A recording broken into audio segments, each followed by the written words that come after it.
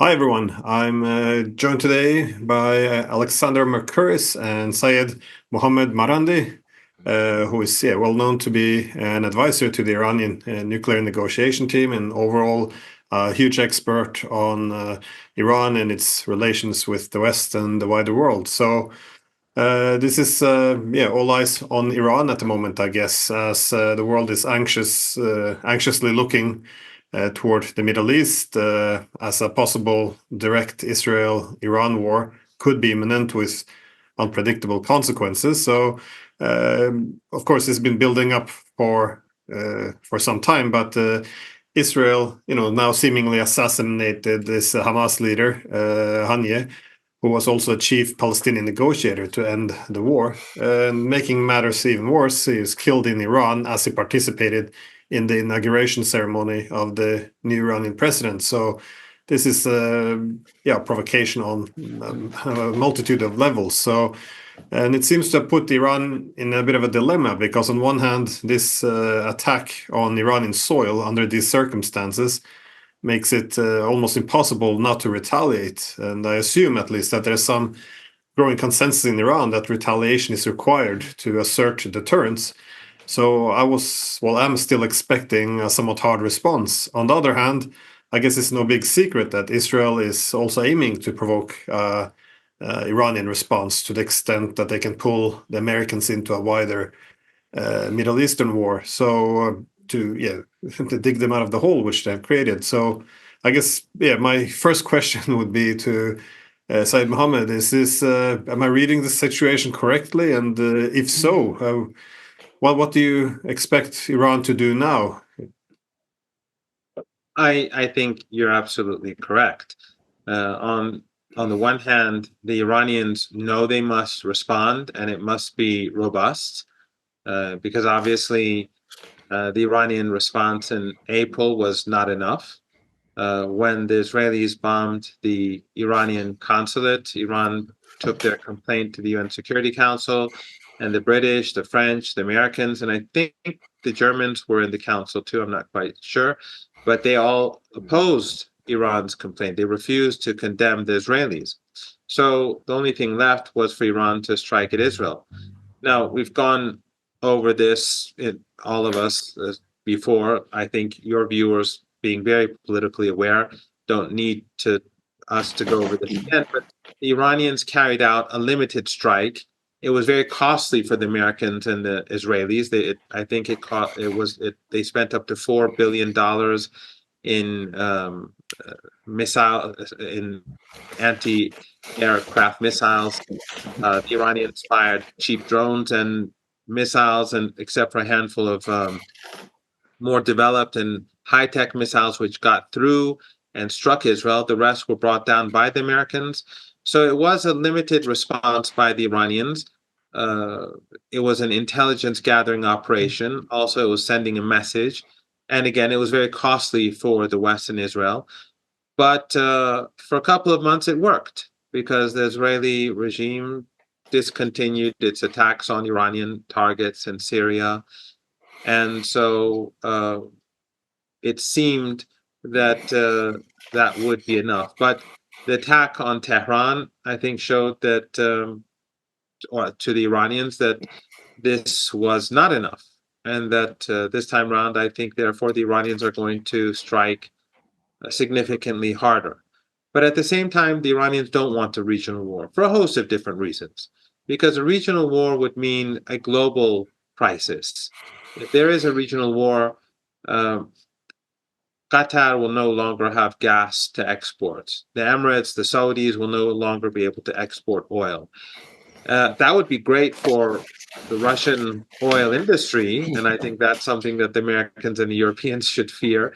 But it would bring down the global economy because the absence of oil from our region would make the price of oil and gas go up so high that the whole system would collapse. And we saw what was happening and continues to be happening in the global stock markets. The situation is not good. We are entering what is probably a very deep recession, if not a depression. So this, I think, would be something that the Iranians would not want to happen because Iran's friends would suffer. The Chinese, the global South, Iran's neighbors, Iran's friends. So Iran wants to contain this. Iran does not want a regional war. Ordinary Iranians would suffer. Everyone would suffer. However, if the Iranians don't respond adequately, then the Israeli regime will do this again and again. So the response has to be in a way which makes the Israeli regime regret what it did. So that we have to see how things play out. Because if the Israeli regime strikes back after Iran strikes, then the Iranians will hit them back again. And the Iranians will continue this until the Israelis stop, until the Iranians feel that the Israelis regret going down this road. They have no other option. However, I would add one thing, and that is that I don't know Israel well enough, but I think that Netanyahu's interests are different from those of many others in Israel. And Netanyahu and the people around him do want escalation. They've already escalated. We already have an escalation now because and what happened in Yemen, where they struck civilian targets in Al Hodeidah, and in Beirut, they struck a civilian target, killing ordinary civilians and murdering a military commander. So we are we've already escalated. There is escalation, but I think that many Israelis probably do not want this. But Netanyahu, because he's in a dead end, he's failed in Gaza, he's failed on the border with Lebanon, the Americans have failed in the Red Sea, and the Israeli regime has become hated across the world for what it's doing to the Palestinians. He needs to change the equation. He needs to escalate to maybe achieve some sort of victory for his own self-preservation. Mohammed, on the last point, just about divisions in Israel, I don't know whether you're aware of the fact, but there was an extraordinary article yesterday in the Financial Times, clearly very, very well sourced, which talked about a very, very angry meeting that apparently took place in Israel last week. We're not told exactly which day, but apparently it was between Netanyahu and his war cabinet, or his cabinet, and the security chiefs. And the security chiefs apparently pushed back, and they said that Israel needs a settlement. It needs a ceasefire in Gaza. The army is tired, and apparently Netanyahu lost his temper. And according to the Financial Times, they quoted what they lead us to think of the exact words he used. He called his own generals weaklings. He called them weaklings, and he said, you shouldn't be putting pressure on me. You should be putting pressure on Sinwar, who is now, of course, the new head of Hamas.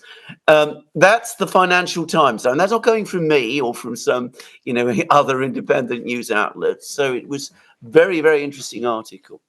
But that brings me actually to another point, which is a very strange one, something I really can't get my head around at all. Israel attacks the embassy, the Iranian embassy in Damascus.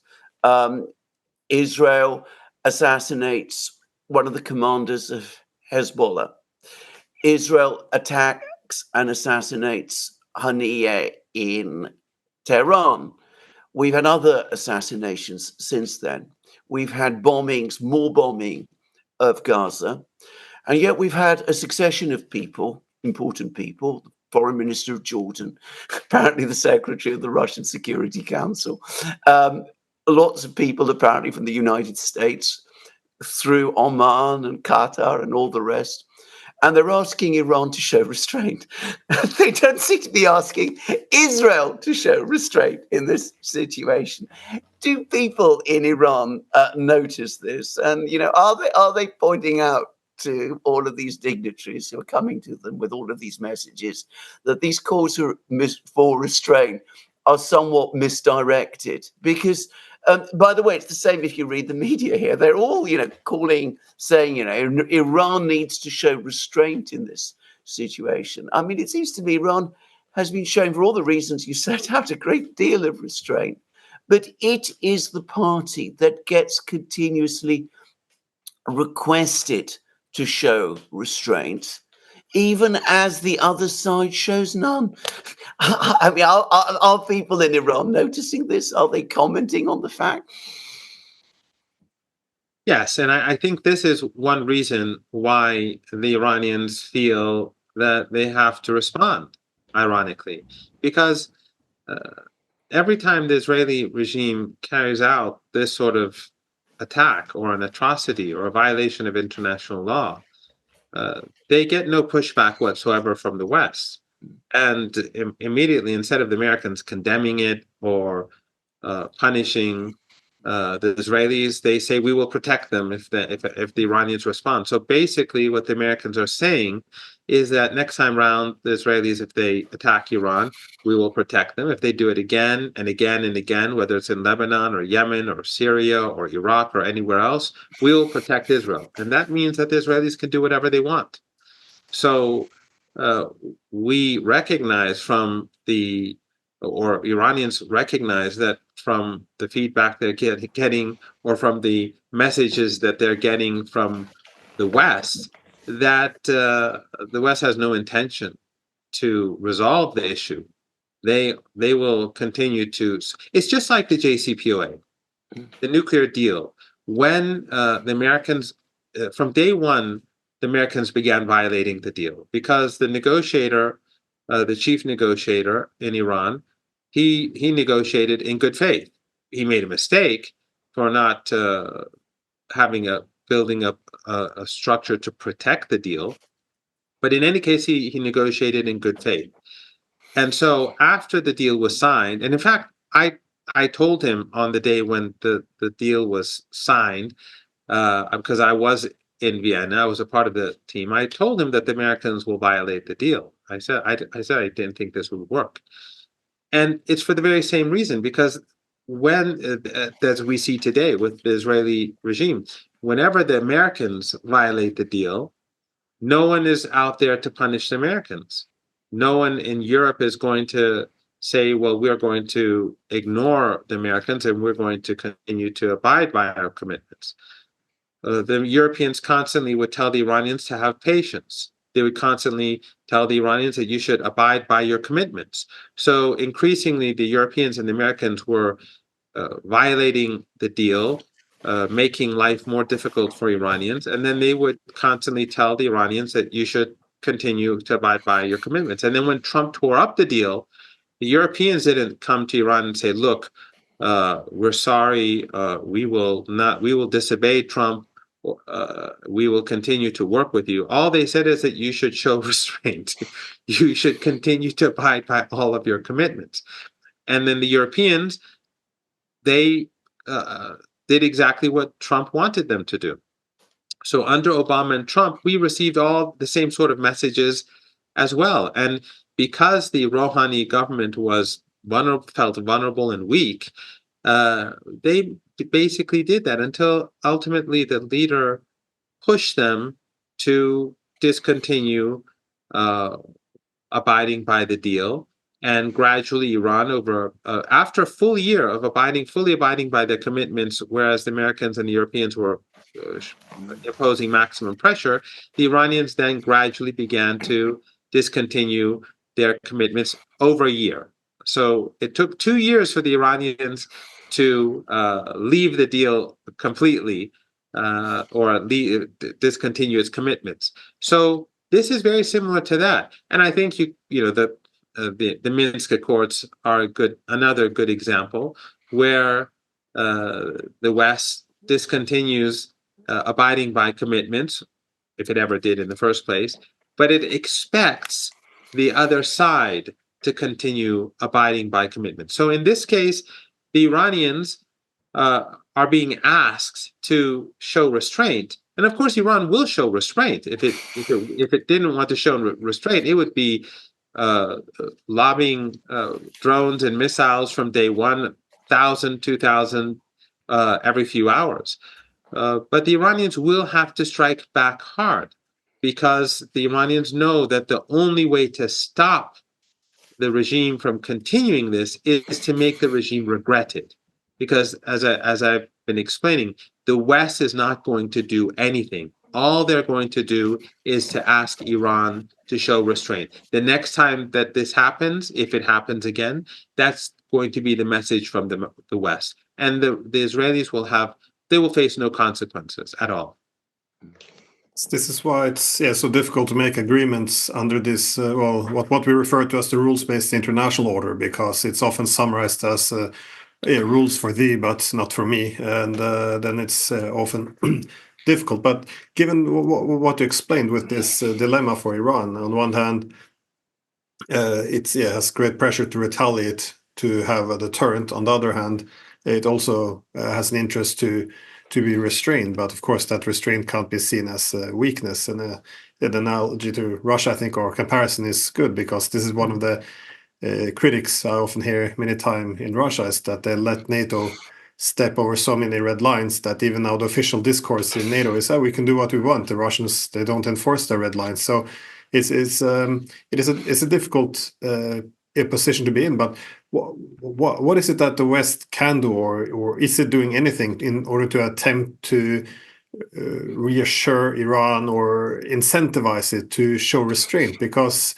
you brought up the previous case when Israel struck the Iranian embassy and I assumed then that there was some behind-the-scene discussion between the Americans and the Iranians, where the Americans, so this is my assumption, that the Americans promised the Iranians, we will restrain the Iranians if you either do nothing or limit your attack. But obviously the Israelis are not restrained. So what is it that the US or West can do actually at this point? Because, as you said, they don't want to even condemn any attacks on Iran. So is there any other tools in the toolbox? This is, guess, what I'm asking for, in terms of trying to bring this situation down, or is it just are all the cards played now?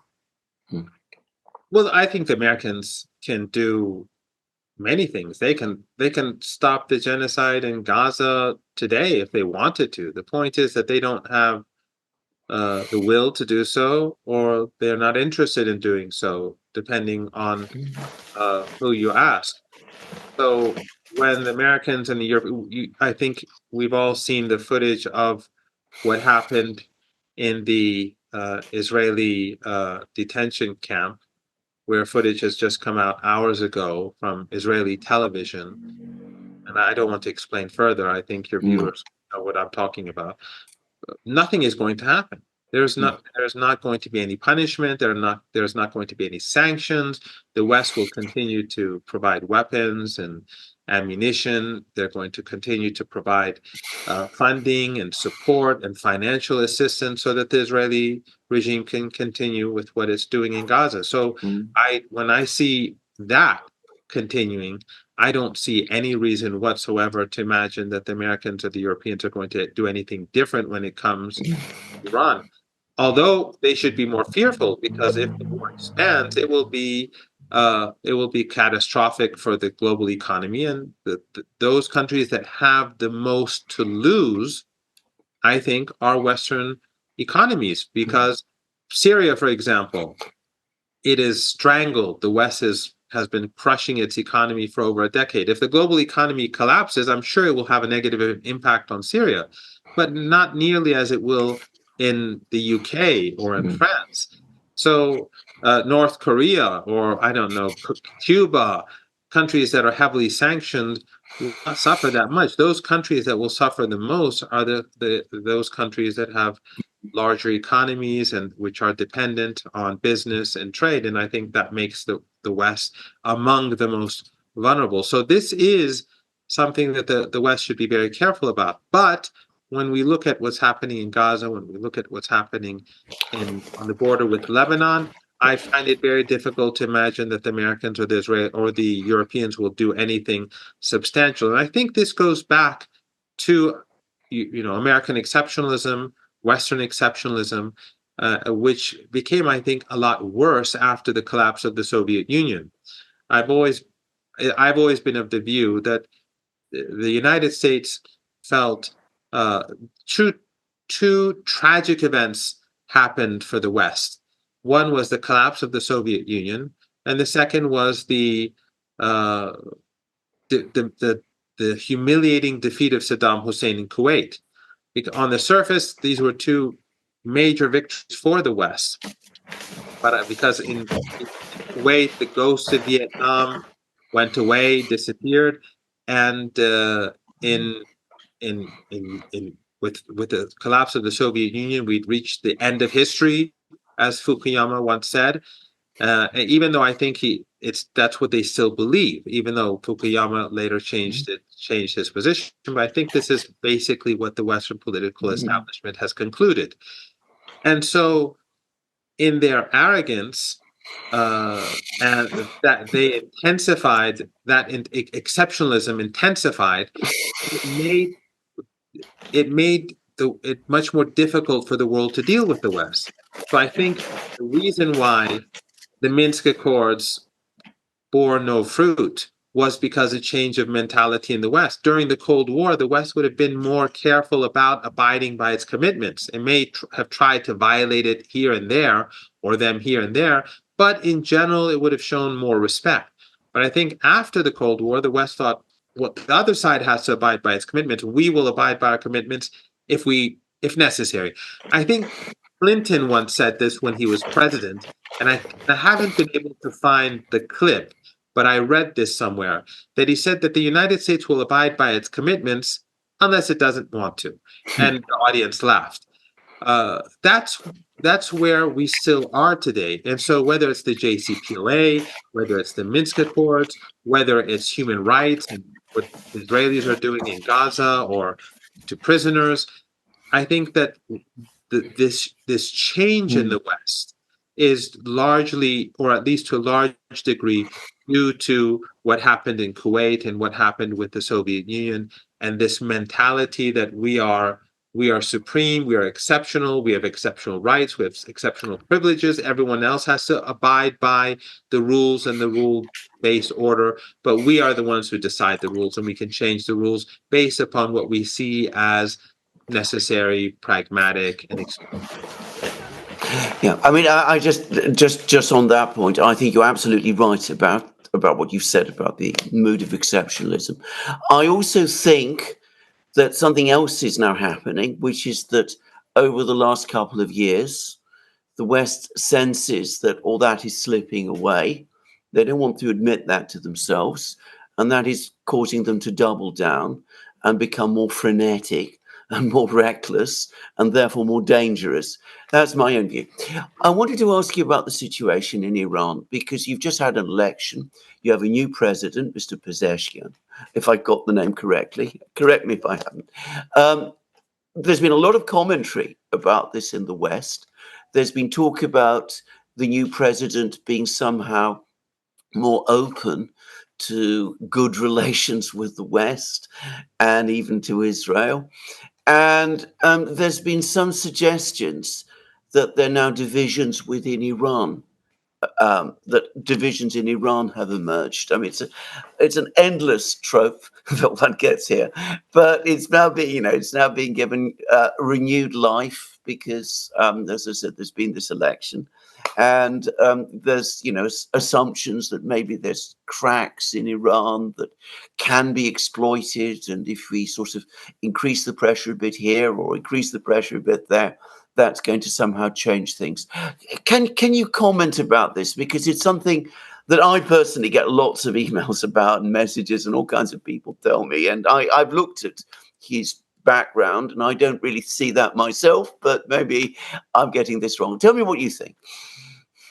Definitely. I just want to add one thing first, and I agree with you completely. Ever since the war in Ukraine, actually, I think that's roughly a good starting point, where we can really see that the West has become much worse.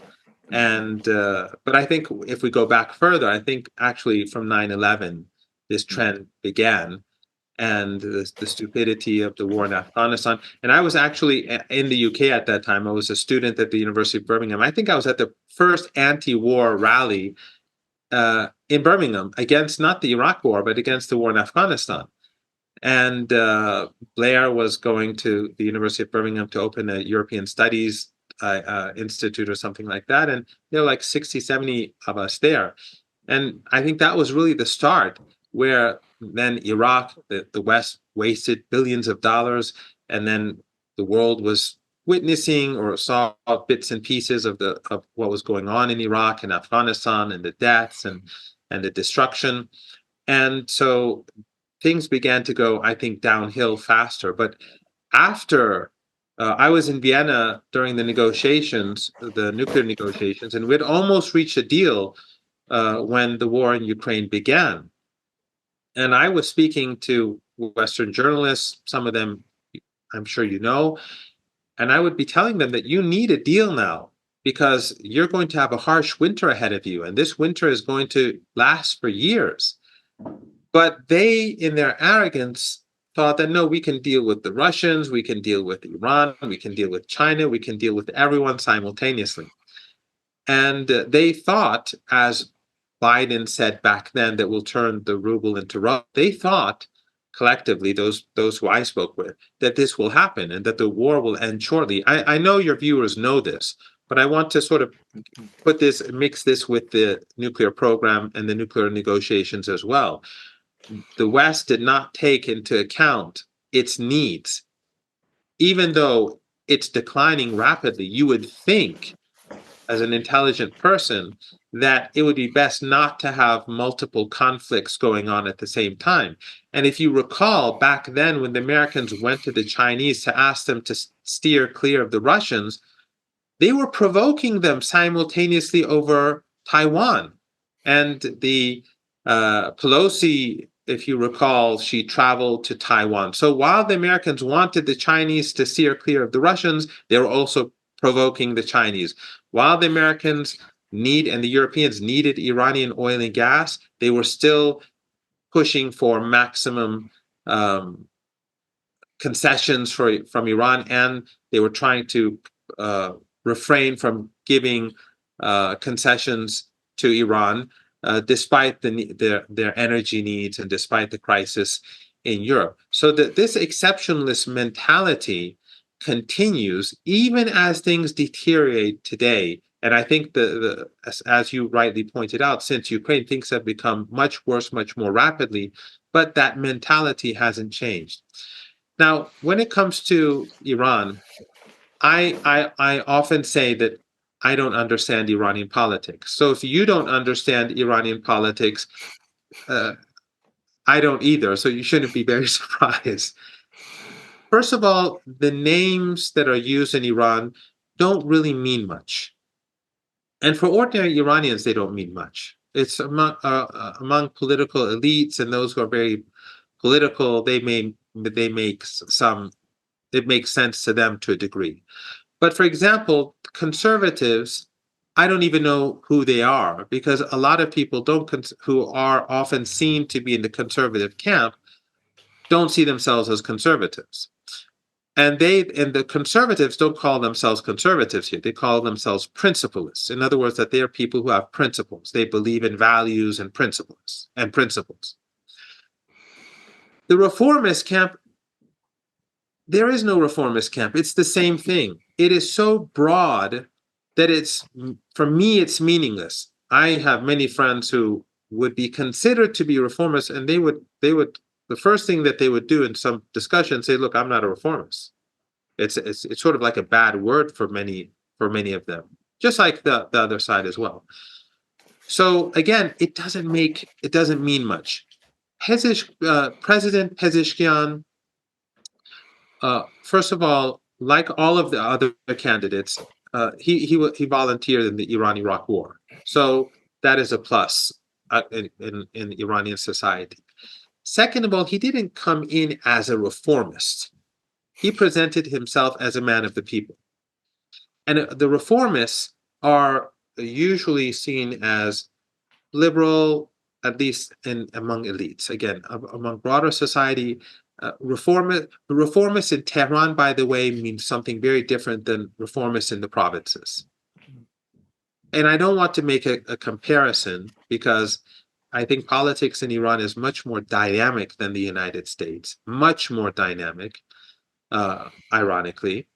But let's say you have a Republican senator in Illinois. He will be very different from a Republican senator in Texas. A Democratic senator in, Trump land would be very different from an American senator in California or in New York.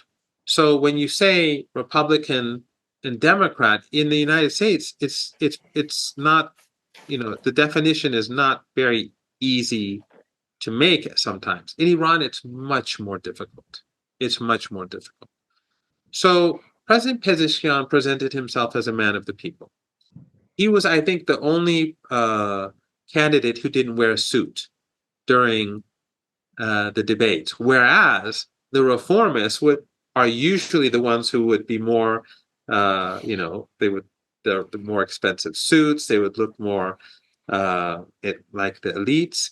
And one thing that I should tell you about reformists in Iran is that the reformists in Iran were the leftists in Iran during the 1980s and 1990s. They were called the third line. They were called the left. They were in charge of the government. They pursued very, very socialist policies in economics.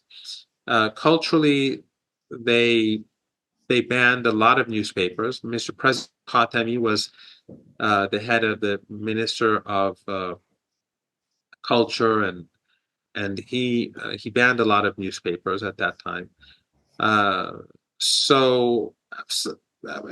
was a war going on, by the way. So to a degree, it was understandable. But after the collapse of the Soviet Union, and this is my personal opinion, many may not agree with me, but I think it's pretty clear. After the collapse of the Soviet Union, even though the left in Iran was religious, right, the left, which later became the reformists, and not all of them changed, but anyway, after the fall of the Soviet Union and Saddam Hussein's humiliation in Kuwait, a lot of these people in Iran, like the left in the West, became disillusioned, and they began to believe that in the end of history, sort of. I don't know if you get what I'm saying. So absolutely. a lot flipped to liberalism. So they became liberal, religious, but liberal. Maybe less, some of them less religious, more liberal, because liberals, of course, in the West are secular. So their identity shifted a lot during the 1990s. From the mid-1990s, you could see the big change. Pezeshkian is not like that. Pezeshkian is a leftist in many respects. He's a person who believes in social justice. He worked for social justice when he was the Minister of Health, when he was also the head of the Ministry of Health in the province of East Azerbaijan in Tabriz. He pursued policies that were, that helped the poor, the disenfranchised. So in a sense, he is old school left and not so much a reformist, in my opinion, when it comes to social issues. Also, and that is actually very similar to what the late President Raisi was doing. He also was leftist in many of his policies on social justice. Not that he wasn't friendly to the private sector, or that Pezeshkian is hostile towards the private sector, but they both they were both somewhat left-leaning in Western terms. Let's say they pursued social justice. Their policies or their beliefs were to pursue social justice. So in that sense, the two are similar. And with regards to foreign policy, what Pezeshkian has been saying is that he wants to continue expanding. I don't know if your viewers have read his letter, which was printed in the Tehran Times. I think it's a useful document for everyone to read, those who are interested in Iranian politics. He basically was saying that he wants to continue building relations with those countries that stood with us during the era of sanctions, He spoke in particular about Russia and also China, but even more focus on Russia. He spoke about BRICS, the Shanghai Cooperation Organization, expanding ties with the global south and neighboring countries. And he said he would like to rebuild ties with the West if they change their policies. That's basically what Pezeshkian was saying. What Raisi was saying, what President Raisi was saying. So when it comes to foreign policy, based on what he's been saying, he's not different from Raisi. I mean, I'm sure he's different because everyone is different. None of us are identical to one another. But in general, you see that his economic policies and his foreign policy is very similar to what we had for the last 3 years, at least based on his statements. He will be using a different set of people in government, I'm sure, but the stated policies are very similar. Also, in his inaugural speech, he was very pro-Palestinian. It was extremely pro-Palestinian, and Ismail Haniyeh was in the set. It was there, and they hugged afterwards, and then literally later in an official guest house where presidents and prime ministers stay, the Israelis murdered him, and that was a personal insult to President Pezeshkian. So this was, literally hours after they hugged and they'd spoken, and they had a meeting together. They murdered this person in the government guest house where foreign leaders stay. And there were still foreign leaders in the country at the time when this attack took place in one of the guest houses. So I think that the Israeli regime, while it does seek escalation, or at least Netanyahu seeks escalation, what it has done, it has made the Palestinian issue more personal for the president than it would have been under different circumstances. I like what you framed it, the curse of the collapse of the Soviet Union, because I think in the West we don't often appreciate the negatives, because it has to be either or celebrated. But I think it should be recognized that at least during the Cold War there was a balance of power, and when there's a balance of power, you accept the principle of mutual constraint out of necessity, because as political realists would suggest, states don't balance themselves. So I think this has been one of the huge challenges also for the West now after the Cold War, is by not being in constraints. Not only does it incentivize with expansionist behavior, but these kind of agreements, which are even in our own interest, can't really be made, because why would you accept restraint on yourself? So instead, most international agreements become one where you impose restraint on the other side, but not on yourself. So earlier on, you mentioned Bill Clinton. In Europe, after we decided to expand NATO and effectively exclude Russia from the new Europe, we had the Russia-NATO Founding Act to try to, where we promised not to put troops into the new member states. And when President Clinton was given this agreement in front of him, he stated that, so let me get this straight. We can't put our military in the former allies of the Russians until we maybe wake up one day and change our minds, and then we can do it. And they say, that's all it means. So we don't have to commit too much. We'll just to get their consent. And we had the same with the Budapest Memorandum. The Americans openly said, it's not binding, and they could breach it, but the Russians still had to hold on. So I think this has been a huge problem, and we see it, I guess, with Iran as well, as you pointed out with the nuclear agreement. The Americans unilaterally pull out, and still will punish Iran if it doesn't still abide by it. This is not the way to do it, international diplomacy. But I did add something.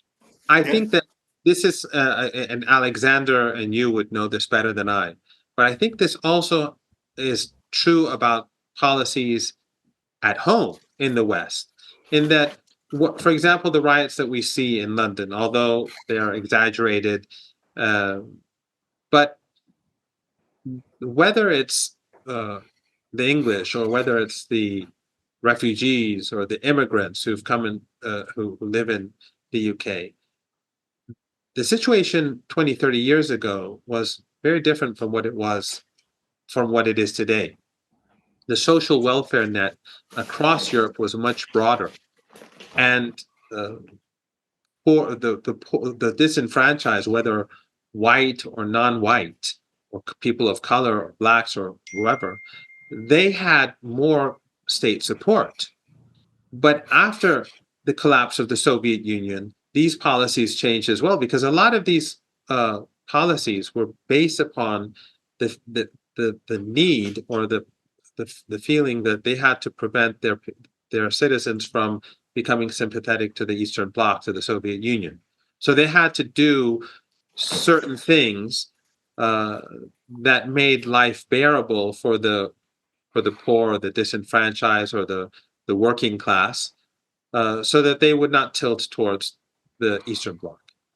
But when the Eastern Bloc collapsed, and I'm not saying that the collapse was a bad thing altogether, but it had these consequences too. It could have been managed in a completely different way. We could have had a better world.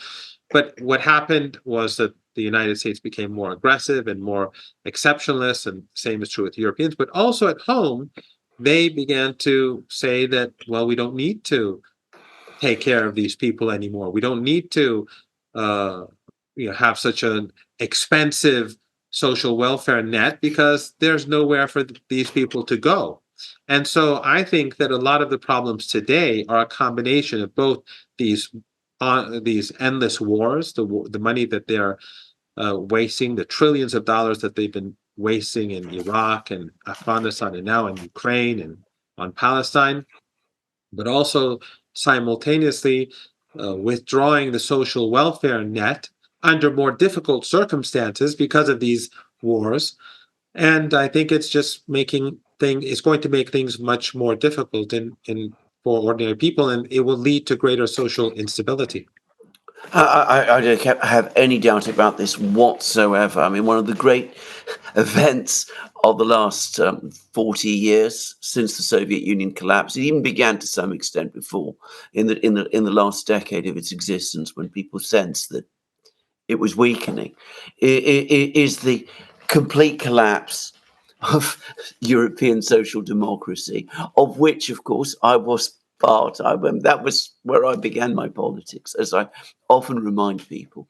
And if we're talking about the events in England today, we've had protests before, and all you have to do is go back 30, 40 years, 50 years, and see how completely differently governments in Britain responded to those events from the way in which they respond to them now.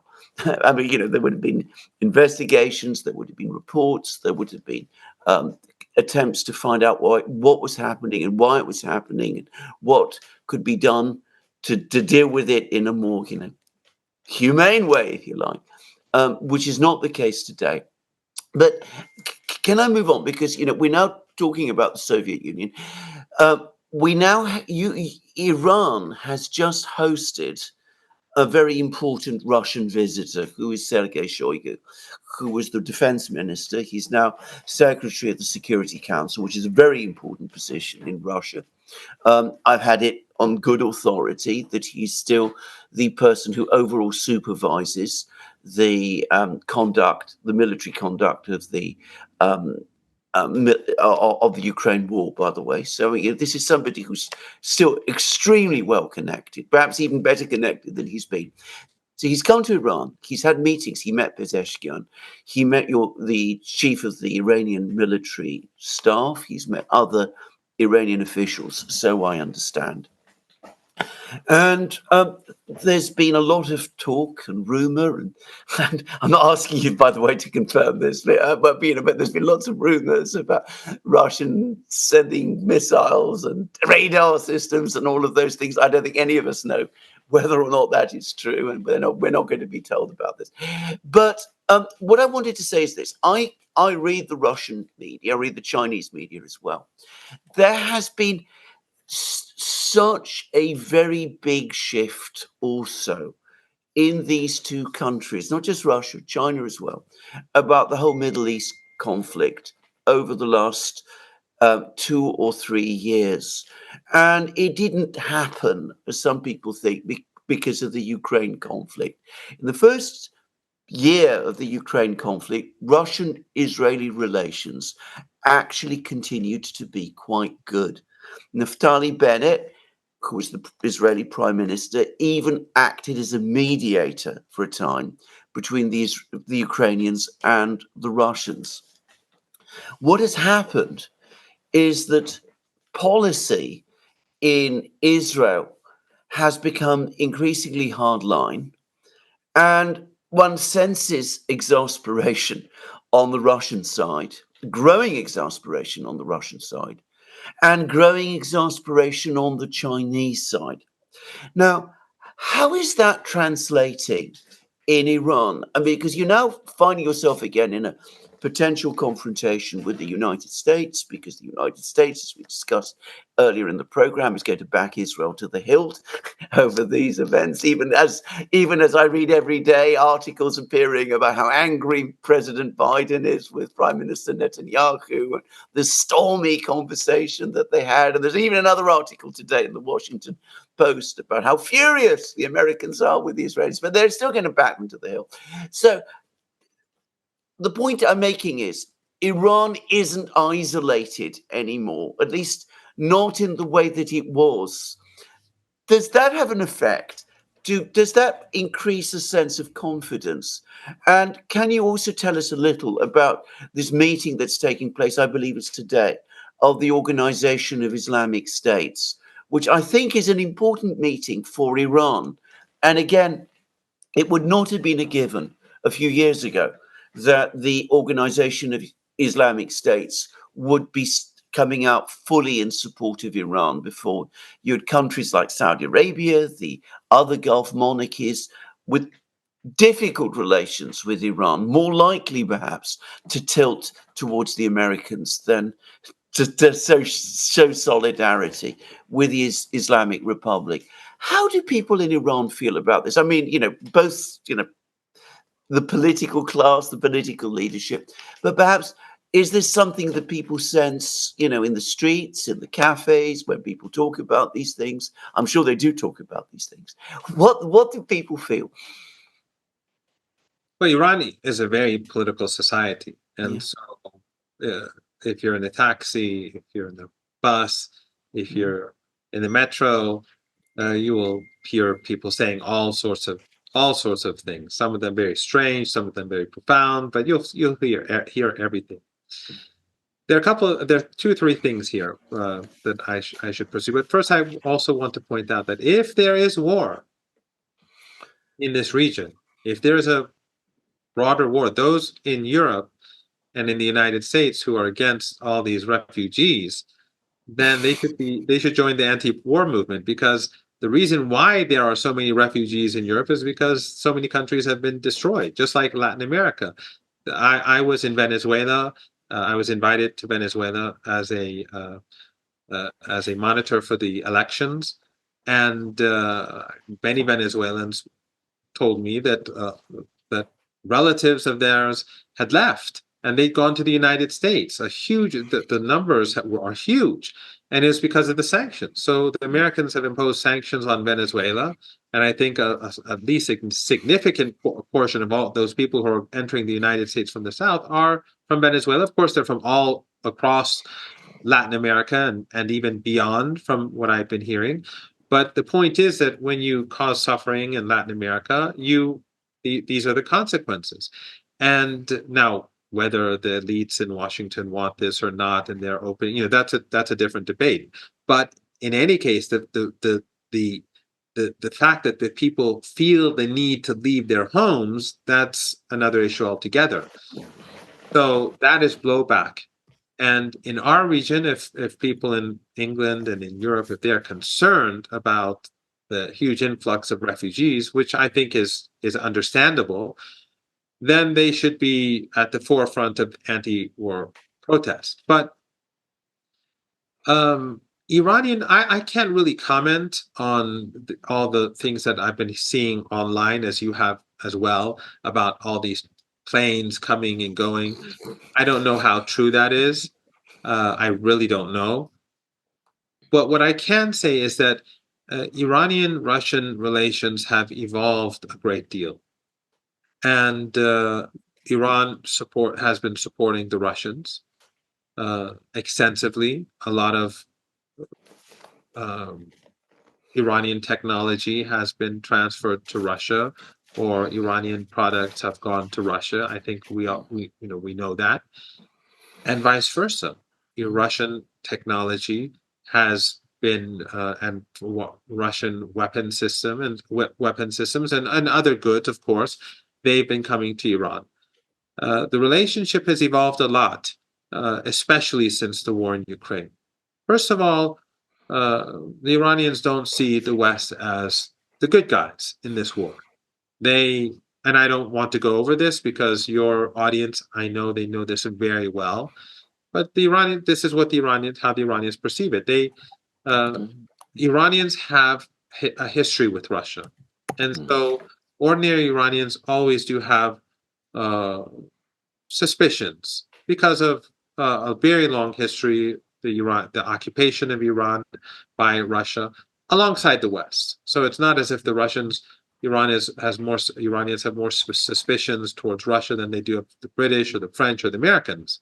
But that historical feeling does exist, and there are a huge number of Persian language media beaming in from the West, television, online media, that are very hostile towards Russia, because they're hostile towards the Islamic Republic of Iran, but they're hostile towards all of Iran's friends. So they're hostile towards China, they're hostile towards Russia, they're hostile towards Iran's allies in Yemen and Lebanon. So they're constantly promoting anti-Russian propaganda within this context. But the relationship between Iran and Russia has evolved tremendously, and despite all that. And Iran sees the West as the main culprit in Ukraine. Iran sees the expansion of NATO to be a threat to Iran, because, of course, if with Ukraine comes Georgia, and then with Georgia, who knows, Armenia, Azerbaijan, and so this is a threat to Iran as well. And of course, the Iranians saw how the West dealt with the Minsk Accords, just like they dealt with the JCPOA. And the Western media, as usual, they never blame their governments. They only blame the Russians or the Iranians or whoever is non-Western. So the exchange, the business exchanges, the military exchanges between the two countries has changed rapidly. So I don't know if there have been a lot of planes coming and going over the past few days in particular, but I'm quite sure that a lot has happened over the last few years, and especially over the last 2.5 years. And Russian sentiments and Chinese sentiments have changed since the war, but also since Gaza, because the social media. I've been to China a couple of times since the war, since the genocide in Gaza, and to Russia a couple of times too. Social media in Russia and in China are showing things that social media in the West, and of course the mainstream media in the West, are censoring. So the Chinese are seeing children being slaughtered every day on social media, and so too are the Russians. So it's not as if it's not like 20, 30, 40 years ago when we were all reliant to a very large degree on what Reuters said, or what the New York Times said, or what CNN was showing us, or what the BBC was showing us. Now different countries that are on the rise, they have their own means of gathering information. People online have their own means of exchanging information. It's a different world. So Russia and China, their mood towards Israel has evolved a lot. And it has to do a lot with Ukraine, and a lot to do with the last 10 months in Palestine. And Iran has benefited from that. And so have they. So the Iranian-Chinese relationship has evolved. The Chinese are buying large amounts of Iranian oil, completely ignoring the Americans. And of course, within the context of the Shanghai Cooperation Organization, and more importantly, BRICS and other regional organizations, they are moving towards trade and business and investment that has nothing to do with Western financial institutions and the dollar. And the incentive has grown, because back in the past, it was Iran that was sanctioned. Now, Russia, Iran, Belarus, Venezuela, Cuba, The list goes on. So and China is fearful that the Americans are trying to cut them off from all of their partners and allies and friends, and then that the Americans will gradually push their own, let's say, allies or their own client regimes away from China. So China has a very strong incentive, especially within the context of BRICS, to move towards building financial institutions and means of trade where the Americans and the Europeans will have no say. All of this is important for Iran. But I think in particular, the Iranian-Russian relationship has evolved. It has evolved a great deal. And Israel has suffered for a number of reasons. One is because of its actions, which I think is clear as day. But also, Israel used to be seen by many as the road to Washington. It was seen as the person you had to go to get influence inside the United States. And although the Americans and the Europeans will do almost anything for Israel, they have put pressure on Israel to keep a distance from China and to keep a distance from Russia. And the Israelis have the role that they've played in Ukraine, for example, I think has made the Russians unhappy. And in general, though, Israel, not only for Russians and the Chinese, but also for the Emiratis and countries in our region, it's become clear that they can't really get much from Washington through Israel anymore. In other words, the situation between the United States and China is not going to evolve because of Israel's support in Washington. The situation in Ukraine is not going to evolve because of Israel's influence in Washington. And I think that it's increasingly becoming clear for countries in the Persian Gulf region that Israel really can't do all that much for them. So Israel is losing its influence in that respect as well. So it's Ukraine, it's Gaza and Palestine, but it's also the divorce that we're seeing taking place and the fracture that we're seeing across the globe taking place, and which, of course, BRICS and the Shanghai Cooperation Organization and other regional organizations, their rise is also influenced by this reality. I think if you would have gone back 20 years, probably when Russia was obsessing about integrating into a greater Europe, it was more willing or prepared to trade away relations with Iran in order to buy its way into Europe. But since that came to an end and this new strategic vision is Greater Eurasia, I think now effectively Iran has been elevated to an indispensable strategic partner, which changes that whole dynamic, of course. But also, I think you're correct. At the same time now, especially the past 2 years, the relations with Israel has collapsed a bit. I remember I spoke to very briefly to the Israeli former Prime Minister Ehud Olmert back in 2018 in Kazakhstan, and he was kind of making this big thing about Russians and Israelis being having this historical connection, but a lot of this has suffered greatly over the past 2 years due to Israel's involvement in the Ukraine war.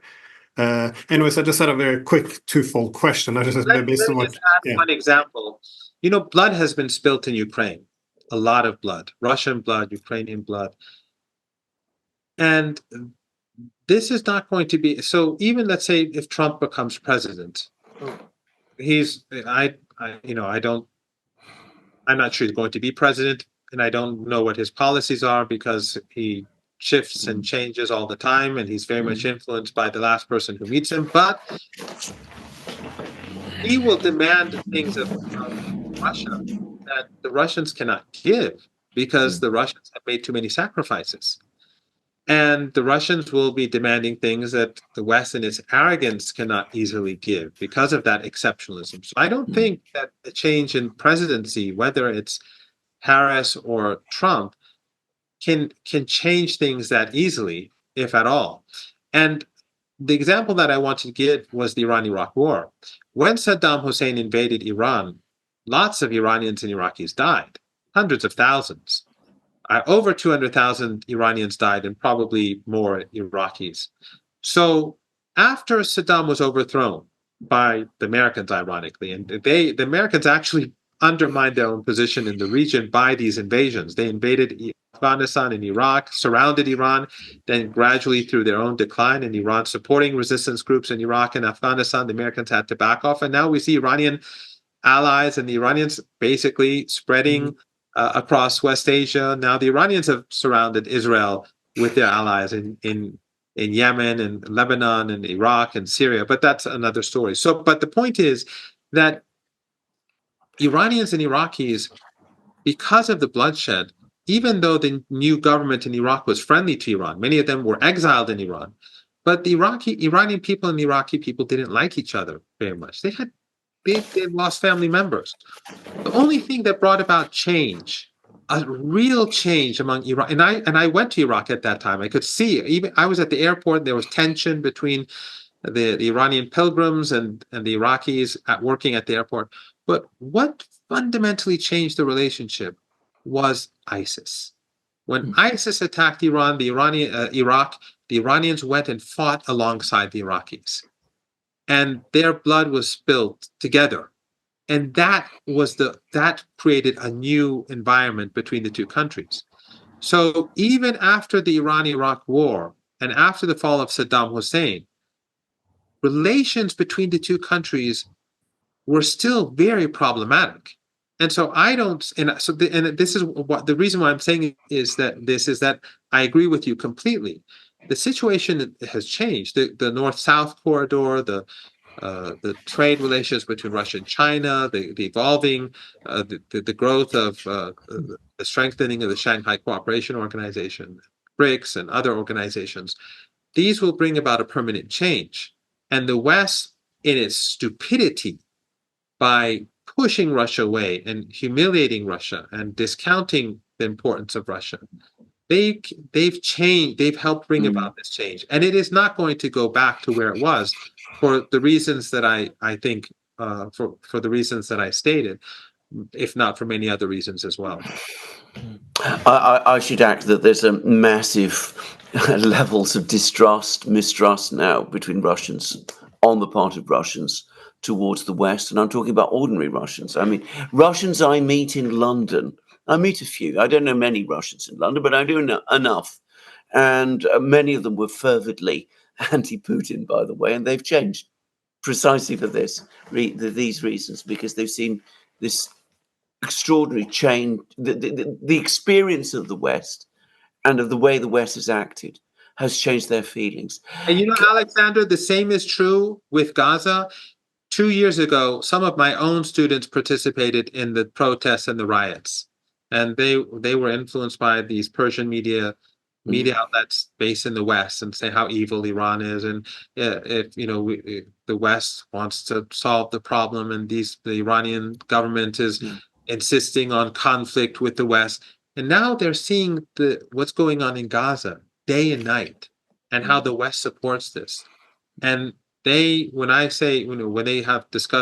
we have discussions, they see the world from a very different perspective. I'm not saying they've all suddenly shifted and they're pro-government or pro-Islamic Republic, although that has happened, but their views of the West have evolved dramatically. Can I just quickly, our last question from me, about the Arab world and Iran's relationships with the Arab states, because I saw the King of Saudi Arabia, one of the people who sent a letter of congratulations to President Pezeshkian. He seems to want to continue the relations. We've had statements from Jordan, Saudi Arabia, and Egypt, I believe, all of them saying that they're not going to allow their airspace to be used in a military way by any party. But of course, one gets the sense that ultimately they're really talking about an attack by Israel against Iran, so they're not going to be able to fly over Saudi airspace, for example, to do it. What is the relationship now between Iran and the Arab states? What is going to happen specifically at this meeting of the OIS? I mean, Are we going to see a coming together of the Iranians, the Arabs, all of the Muslim world, not just the Muslim world, but of course we're talking about specifically the Muslim world? Are they all going to come together? Are they all going to speak out with one voice about this conflict, or is it going to be riddled with tensions and disagreements and worries and splinters? I've been reading articles again in the media here that say, well, even if they do all come out and say how they support Iran, ultimately the Arab states, their alignment will continue to be with the United States and with the West. How do you Iranians think about this? What is your own feeling about it? My last question. Yeah, I think that I don't think there's going to be any arguments. I think that it will be very difficult for anyone to defend the Israeli regime now. And one of the things that in the West they constantly talk about is let's say an alliance between Arab countries and Israel, but the problem is that they are erasing public opinion from the equation. These family dictatorships, they may want to have good relations with the Israeli regime, but the population doesn't. And the longer this genocide continues, the more atrocities we see, the more discontent there's going to be. And we all remember what happened in Tunisia a little over a decade ago, when one young man burned himself alive, and we saw the consequences across the region. So the waters may seem calm today, the sea, the ocean may seem calm, but there's a lot of things happening underneath. And the more the Americans push and help, and the more the Europeans push and help the Israelis continue with what it's doing, I think the more tensions there will be underneath this calm surface, and ultimately something is going to have to give. Now, I don't think for these reasons anyone in this meeting is going to side with Israel. But I do think that many of these countries will still be under American pressure, and they will not move against the Israeli regime. I don't think that the Saudis or the Qataris or the Turks, that they will actively help Israel, but the American facilities in their countries will be used, just as they were used in April. The Incirlik Air Base in Turkey was used against Iranian drones and missiles, and so were facilities in Bahrain and Qatar and across the Persian Gulf. And these countries continue to allow the Americans to do that. Jordan, of course, allowed the Americans to use their airspace, but when the Israelis would bomb Syria, so the Jordanians would help block Iranian drones and missiles, but when the Israeli planes would fly over Jordan to bomb Syria, the Jordanians have no problem with that. I think that will continue. That's my personal opinion. However, the tensions that are building up in Jordan among ordinary people, the tensions that are building up across the region, I think these are things that the West is ignoring. The revolution in Iran was a very, very good example.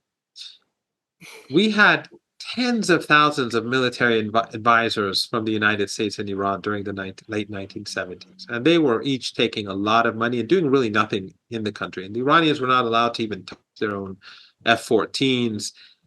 So the Americans were making a lot of money in Iran, selling a lot of useless weapons to the country and the Iranians weren't allowed to touch. All this was creating anger in Iran. And they were imposing themselves on the country, making decisions, trying to change the Iranian culture, all that sort of thing. But the Americans never saw it coming.